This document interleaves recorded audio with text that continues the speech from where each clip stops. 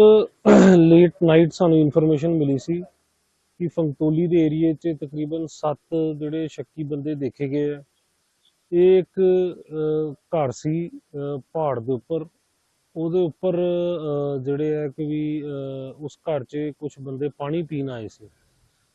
ਤੇ ਜਦੋਂ ਆਪਾਂ ਇਨੀਸ਼ੀਅਲ ਪੁੱਛਗਿੱਛ ਕੀਤੀ ਹੈ ਤੇ ਉਹਨਾਂ ਨੇ ਦੱਸਿਆ ਕਿ ਇਹ ਬੰਦੇ ਕੋਈ ਸ਼ੱਕੀ ਜਾਪਦੇ ਆ ਤੇ ਜੰਗਲ ਵਾਲੀ ਸਾਈਡ ਤੋਂ ਆਏ ਸੀ ਤੇ ਪਾਣੀ ਮੰਗ ਕੇ ਉਧਰ ਨੂੰ ਚਲੇ ਗਏ।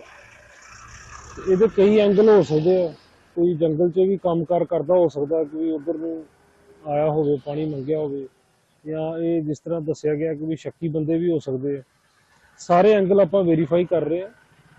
ਸਵੇਰੇ ਅੱਜ ਉੱਥੇ ਜਿਹੜਾ ਉਹ ਮਿਲਟਰੀ ਤੇ ਪੁਲਿਸ ਵੱਲੋਂ ਜੁਆਇੰਟ ਸਰਚ ਕੀਤੀ ਜਾ ਰਹੀ ਹੈ ਇਸ ਏਰੀਏ 'ਚ, ਤੇ ਆਪਾਂ ਜਿਹੜਾ ਕੱਲਾ ਏਰੀਆ ਉਹ ਸਾਰਾ ਚੈੱਕ ਕਰਾਂਗੇ। ਇਹਦੇ ਬਾਅਦ ਜਿਹੜੀ ਵੀ ਗੱਲ ਸਾਹਮਣੇ ਆਂਦੀ ਤੁਹਾਡੇ ਨਾਲ ਸ਼ੇਅਰ ਕਰਤੀ ਜਾਏਗੀ। ਸਰ ਕੋਈ ਹੁਲੀਆ ਵਗੈਰਾ ਜਾਂ ਕੋਈ ਉਹਨਾਂ ਕੋਲ ਅਸਲੇ ਵਗੈਰਾ ਪਤਾ ਚੱਲਿਆ? ਜੀ ਅਸਲਾ ਉਹਨਾਂ ਕੋਲ ਕੋਈ ਨਹੀਂ ਸੀ। ਜਿਨ੍ਹਾਂ ਨੇ ਦੇਖਿਆ ਉਹਨਾਂ ਦੇ ਅਨੁਸਾਰ ਉਹਨਾਂ ਨੇ ਕਿਹਾ ਕਿ ਵੀ 7 ਕੁ ਬੰਦੇ ਸੀ ਤੇ ਇਹ ਜੰਗਲ ਵਾਲੀ ਸਾਈਡ ਤੇ ਪਿਛਲੀ ਸਾਈਡ ਤੋਂ ਚੜ ਕੇ ਉਧਰ ਉਹਨਾਂ ਦੇ ਘਰ ਵੱਲ ਆਏ ਸੀ ਤੇ ਉਹਨਾਂ ਨੇ ਪਾਣੀ ਮੰਗਿਆ ਸੀ, ਤੇ ਬਾਕੀ ਅਸਲਾ ਉਹਨਾਂ ਕੋਲ ਕੋਈ ਨਹੀਂ ਸੀ ਤੇ ਉਹਨਾਂ ਦੇ ਅਨੁਸਾਰ ਇਹ ਸ਼ੱਕੀ ਬੰਦੇ ਲੱਗ ਰਹੇ ਸੀ। ਤੇ ਆਪਾਂ ਇਸ ਲਈ ਇਹਨੂੰ ਬੜੇ ਸੀਰੀਅਸਲੀ ਲਿਆ ਇਸ ਚੀਜ਼ ਨੂੰ ਤੇ ਆਪਾਂ ਇਹਨੂੰ ਚੈੱਕ ਕਰ ਰਹੇ ਹਾਂ। ਬਾਕੀ ਜਿਹੜੀ ਕੋਈ ਗੱਲ ਸਾਹਮਣੇ ਆਏਗੀ ਤੁਹਾਨੂੰ ਦੱਸ ਦਿੱਤੀ ਜਾਏਗੀ। ਸਰ ਇਸ ਤੋਂ ਪਹਿਲੇ ਵੀ ਚੱਕ ਬਰਸਾਨਾ ਦੀ ਵਰਦੀ ਦੇ ਵਿੱਚ ਦੇਖੇ ਗਏ ਸੀ, ਕੀ ਲੱਗਦਾ ਕਿ ਉਹਦੇ ਨਾਲ ਇਹ ਰਲਦੇ ਮਿਲਦੇ ਹੋਣ? ਜਿਹਦੇ 'ਚ ਕੋਈ ਸੈਨਾ ਦੀ ਵਰਦੀ ਵਾਲੀ ਗੱਲ ਉਹਨਾਂ ਨੇ ਕੀਤੀ ਨਹੀਂ, ਉਹ ਸਿਵਲ ਕੱਪੜਿਆਂ 'ਤੇ ਸੀ। ਬਾਕੀ ਕਿਉਂਕਿ ਦੇਖੋ ਸਾਨੂੰ ਇਨਫੋਰਮੇਸ਼ਨ ਦਿੱਤੀ ਹੈ, ਸਾਡਾ ਫਰਜ਼ ਹੈ ਇਹਨੂੰ ਵੈਰੀਫਾਈ ਕਰਨਾ, ਤੇ ਅੱਜ ਆਪਾਂ ਇਸੇ ਕਾਰਨ ਅਰਲੀ ਮਾਰਨਿੰਗ ਇੱਥੇ ਇਕੱਠੇ ਹੋਏ। ਮੇਰੇ ਨਾਲ ਮਤਲਬ SHOs ਵੀ ਆਏ ਆ ਤੇ ਆਪਾਂ ਸਾਰੇ ਏਰੀਏ ਦੀ ਸਰਚ ਕਰਾਂਗੇ ਆਰਮੀ ਦੇ ਨਾਲ ਰਲ ਕੇ, ਤੇ ਫਿਰ ਇਹਦੇ ਬਾਅਦ ਜਿਹੜੀ ਗੱਲ ਸਾਹਮਣੇ ਆਉਂਦੀ ਹੈ ਉਹ ਆਪਾਂ ਤੁਹਾਨੂੰ ਦੱਸਾਂਗੇ। ਆਪਾਂ ਕੋਈ ਵੀ ਜਿੱਥੇ ਵੀ ਸਾਨੂੰ ਸ਼ੱਕ ਹੁੰਦਾ ਉਹ ਚੀਜ਼ ਨੂੰ ਆਪਾਂ ਲਾਈਟਲੀ ਨਹੀਂ ਲੈ ਸਕਦੇ।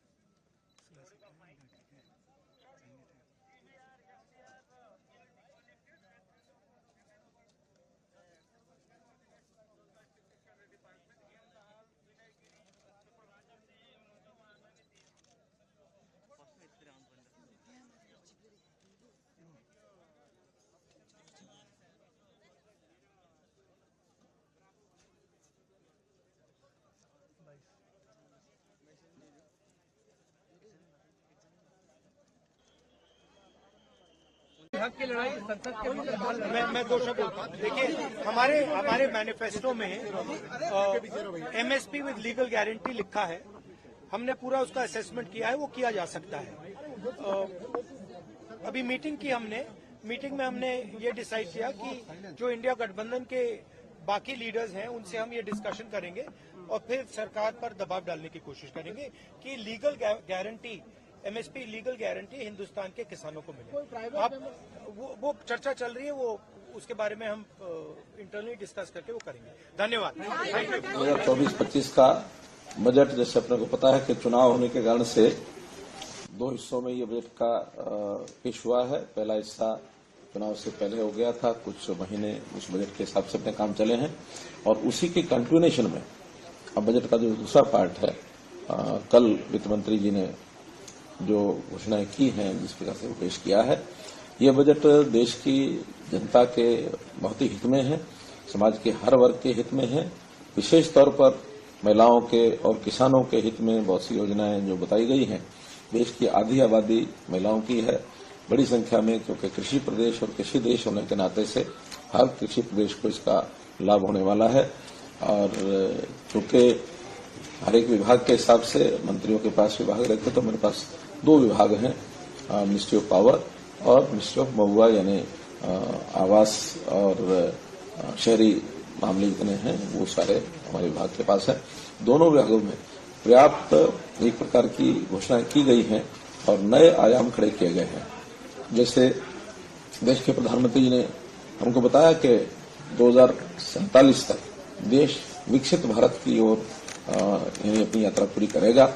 उसी संदर्भ में अब हर वर्ष का जो बजट है उधर बढ़ने के लिए और हमको जो रास्ते है वो बना रहा है। विशेष तौर पर इंफ्रास्ट्रक्चर, इसमें बहुत सी योजनाएं और जो है घोषित की गई हैं। अगर मैं शहरी क्षेत्रों में बात करता हूं तो जो प्रधानमंत्री आवास योजना अर्बन में 1 करोड़ नए मकान ये बनाने की बात कही गई है और जिसके अंदर 10 लाख करोड़ रुपए का इन्वेस्टमेंट होगा।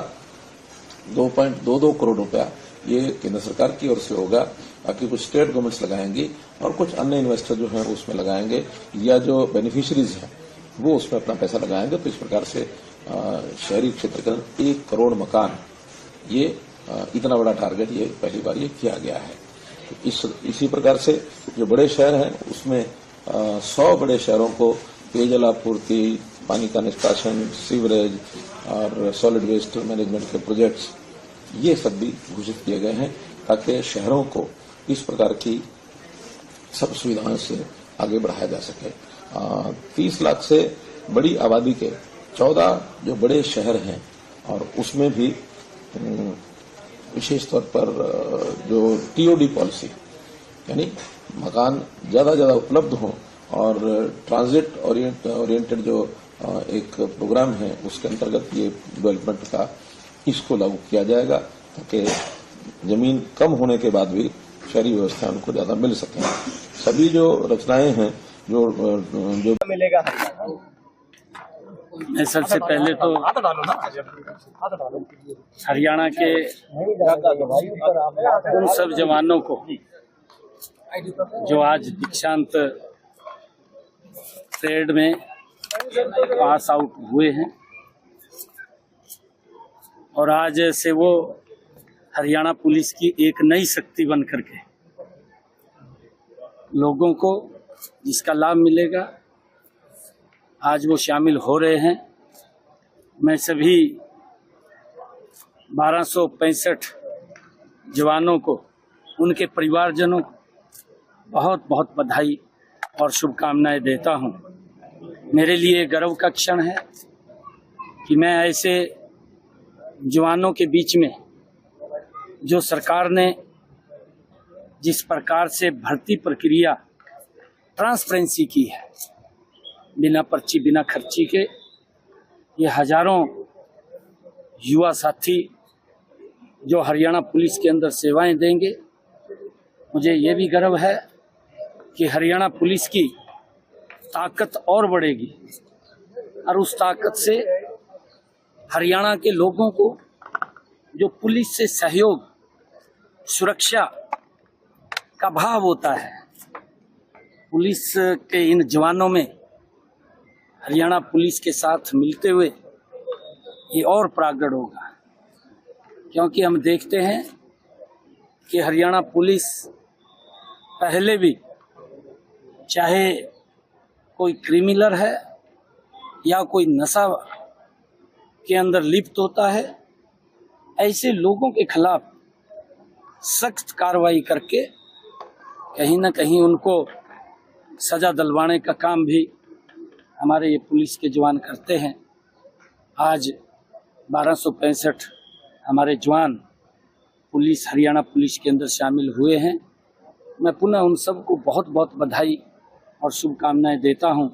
उनके उज्जवल भविष्य की कामना करता हूं। उनके परिवारजन भी आए हैं, मैं उनको भी बहुत बहुत बधाई और शुभकामनाएं देता हूं। हरियाणा और विकास की गति के ऊपर आगे बढ़ेगा। हरियाणा की जनता के अंदर जो क्रिमिनल होता है या कोई गुंडा तत्व होता है जिसका भय होता है, पुलिस की ये जिम्मेवारी होती है कि आम जन को ये लगे कि ये मेरा व्यक्ति है, मेरी सुरक्षा के लिए आया है।